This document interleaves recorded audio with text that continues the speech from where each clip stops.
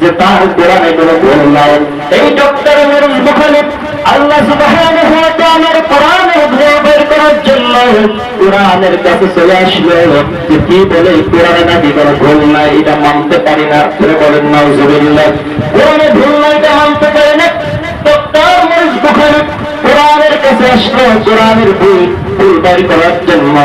এসে কোরআনটা মেলায় দেখলো কোরআনটা সম্পূর্ণ আরবিতে লেখা। ধরে বলেন সুবহানাল্লাহ। কিসে লেখা? আরবিতে লেখা। এই ডক্টর মিরুল বুখারী আরবি পড়তে পারে না, এখন আরবি শিখতে হবে। এখন সৌদি আরবের এক আলেমের কাছে চিঠি লিখলো যে আমি আরবি শিখতে চাই।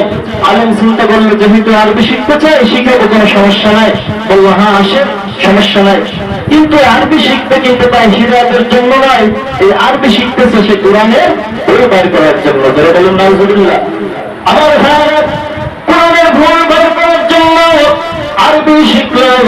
আরবি শিখার পর এরপর কি বললো বলে, এরপর কোরআনের কাছে সে কোরআনের আলিফ থেকে শুরু করে নিয়ে পা পর্যন্ত পড়ে শেষ করলো। মানে সূরা ফাতিহা থেকে পড়ে শেষ করে সূরা নাস পর্যন্ত পুরো কোরআন তেলাওয়াত করে এরপর পুরো কোরআন রিসার্চ করে ভুল বের করার জন্য শেষ করে ফেললো। যারা বলেন সুবহানাল্লাহ।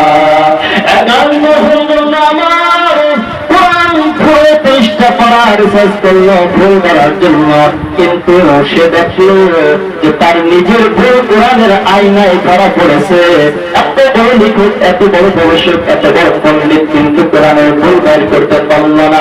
ডক্টর মিরুল বুখারী বলে এটা আল্লাহ সুবহানাহু ওয়া তাআলার পবিত্র কোরআন, এতে কোনো সন্দেহ নাই। যেহেতু আমি ভুল বের করতে পারি নাই, এক আল্লাহ সত্য, এক কোরআন সত্য। আর দেরি নাই, পড়ে নিল আশহাদু আল্লা ইলাহা ইল্লাল্লাহ ওয়া আশহাদু আন্না মুহাম্মাদান আবদুহু ওয়া রাসূলুহু।